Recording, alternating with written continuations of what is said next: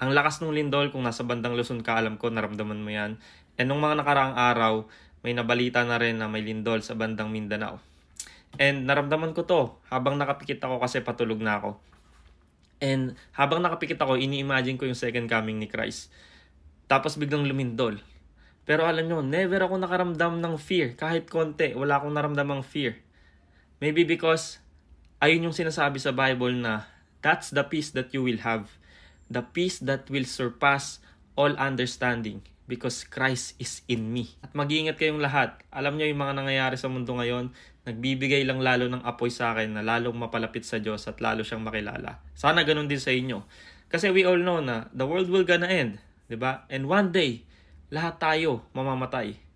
The question is, if you die today, do you know God? Do you have a personal relationship with Christ? Kasi kahit na may 2 billion net worth ka pa, kahit na 2 billion pa ang halaga mo, kapag namatay ka, in an instant, zero na yan. Kasi hindi mo naman madadala yan sa kabilang buhay. So yun lang, gusto ko lang share yung nararamdaman ko kasi dati kapag nakarinig lang ako ng balita na may lindol or lumindol ng mahina, takot na ako kasi takot ako mamatay. But now I have peace. That's the peace that the Bible said. Peace that surpasses all understanding if you have Christ in your life. Hala si girl sa Facebook Reels na buang mag-video bisag na libang musayaw ug mo kanta sa kusina ang luwag maoy microphone niya 2, 3, 4 niligid siya sa floor ang iyahang giluto kay nadukot ang kaldero nang buslot ibunal sa iyang kalagot kay ang iyang reels na restricted kay ang music copyrighted karon siya na broken hearted 2, 3, 4 niligid siya sa floor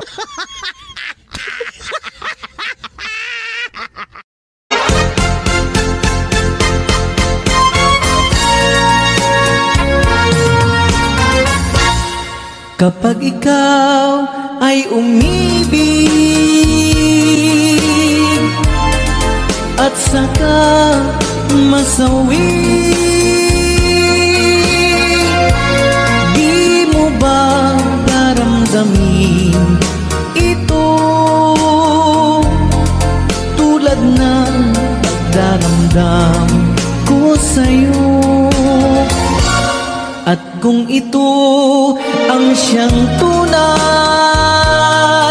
na mangyari sa puso mo ay baka naisin mo ba maglaho sa mundo. Forever, my darling, my love will be true, always and forever. I love just you. Just promise me, darling, your love in return. May this fire in my soul, dear, forever burn. My heart's at your command, dear, to keep love and to hold. Making you happy is my desire. Keeping you is my goal. Hindi man ako ang pinaka-importanteng tao sa buhay mo ngayon. Pero sana pag narinig mo yung pangalan ko, ngingiti ka na lang at sasabihin mo, na-miss ko yung tao na to. Masisisi mo ba kung ayaw na talaga?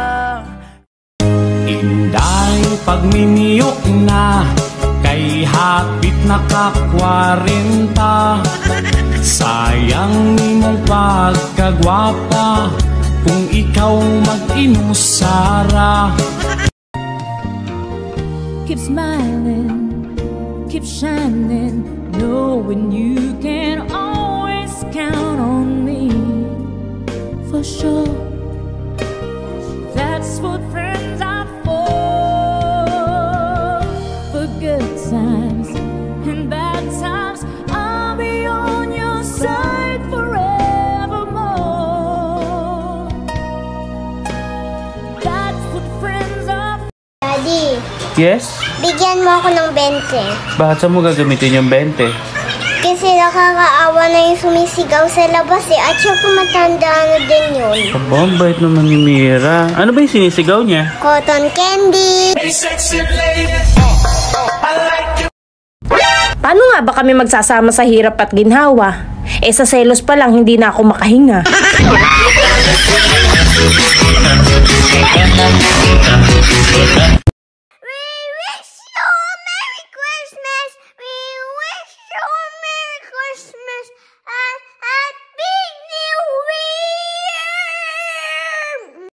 Sa among baryo usako kamang hihilot sa mga tawong nabali ug nangabuktot isagsikin sa ako agayong hiluton basta muhatag lang silag donation sa kaadlaw may buntis nga nagpahilot aron kuno mawala ang iyang panuhot akong gipislit-pislit o giduot-duot pagka humaghilot nagsigig pangutot wala madugay may usa-usab kabayot nabali kuno ang puon niya nga kamot maglisod gayud siya paglihok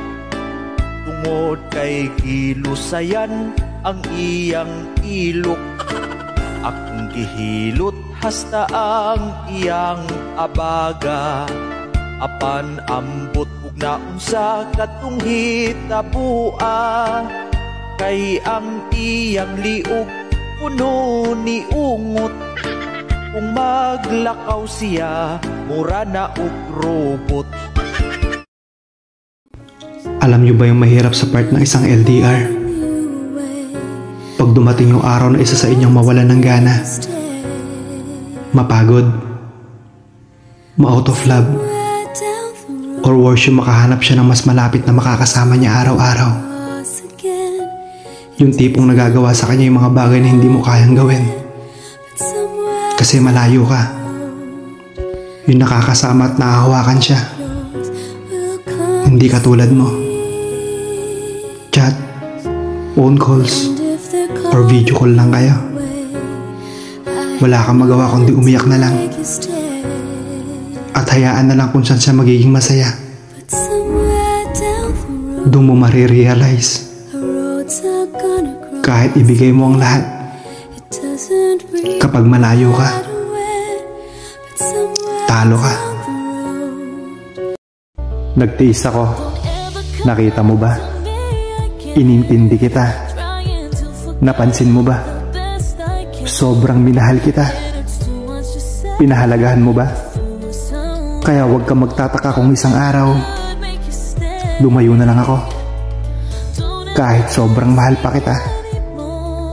Nakakapagod din kasi maging tanga sa taong hindi ka binibigyan ng halaga.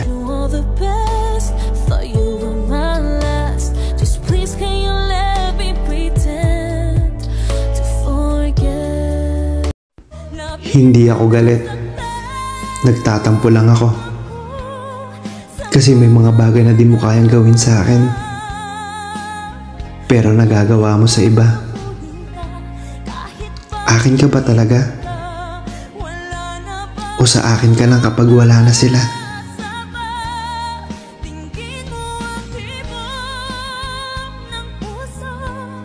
Para sa taong nagmamay-ari ng puso ko, gusto ko pang-apat na ako sa priority mo. Una si God, unahin mo siya palagi. Pangalawa yung family mo, kasi una mo silang nakilala bago ako.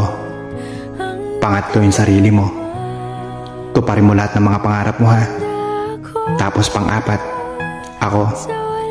Hindi ko hiniling na unahin mo ako, kasi hindi lang naman dapat sa akin iikot ang mundo mo. Meron pa din naman tayong ibang priorities. Basta tatandaan mo palagi na kahit anong mangyari, hindi kita iiwan. Mahal na mahal kita.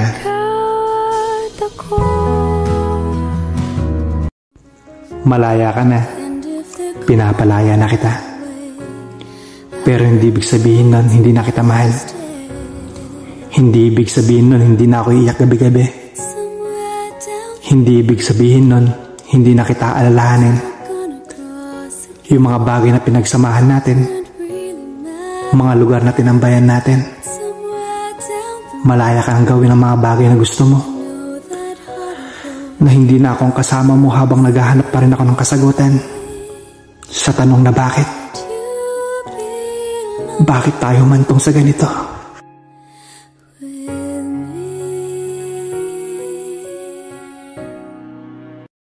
Alam mo yung natutunan ko sa pagmamahal. Kahit palagaano natin kamahal ang isang tao, wala tayong karapatan na pilitin siya na piliin tayo. Wala tayong karapatan na pilitin siya na magstay sa atin. We need to learn to let go. Kahit masaktan tayo. Kapag mahal mo kasi ang isang tao, handa ka magparaya para sa kasiyahan niya. Yun kasi ang totoong pagmamahal. Hindi ka dapat maging makasarili. At hindi ka dapat maghintay ng kahit anong kapalit. Basta kapag nagmahal ka, ibigay mo lang yung best mo.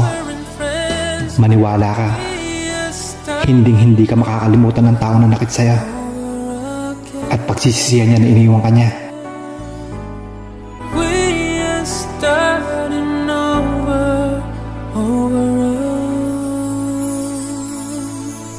Ayaw mo kasi sa akin makinig ha. Tumigil ka na! Hindi ka nga niya gusto! Ini-entertain ka lang niya kasi may kailangan siya sa'yo! Hindi mo ba napapansin ha? Na sweet lang siya sa'yo pag may kailangan siya. Pero pag wala na ano, hindi ka niya pinapansin. Sinasayang mo lang yung mga effort mo na binibigay sa kanya. Matalino ka naman tao eh. Bakit ba nagiging tanga ka pagdating sa kanya? Isipin mo naman yung sarili mo. Unahin mo naman yung sarili mo. At tanggapin mo na hindi ka magugustuhan ng taong nagugustuhan mo.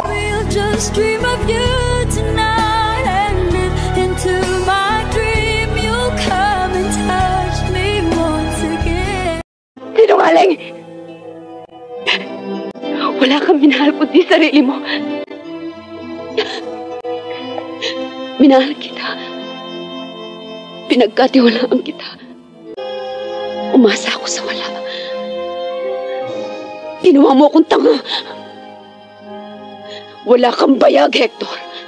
Hayaan niyo pong ipagdasal ko kayo. Mahal naming Panginoon, itinataas at ipinagkakatiwala ko po sa inyo ang nanonood ng video na ito. Pangalagaan niyo po siya at ingatan. Punuin mo po siya ng iyong grasya at pag-ibig. Pagpalain niyo rin po sana siya at ipagkaloob ang lahat ng kanyang pangangailangan at mga kahilingan. Palakasin niyo rin po siya at patatagin, lalo na sa panahon ng matinding pagsubok. Alisin mo rin po ang kanyang takot at mga pangamba. Damayin mo sana siya at tulungan sa lahat ng pagkakataon. Palalimin niyo po ang kanyang pananampalataya sa iyo at bigyan niyo po nawa siya ng kapayapaan at kapanatagan sa araw-araw. Maraming salamat po Panginoon sa lahat-lahat. Ikaw ang aming Diyos at tagapagligtas at buong-buo ang aming pagtitiwala sa iyong kapangyarihan at kabutihan. Amen.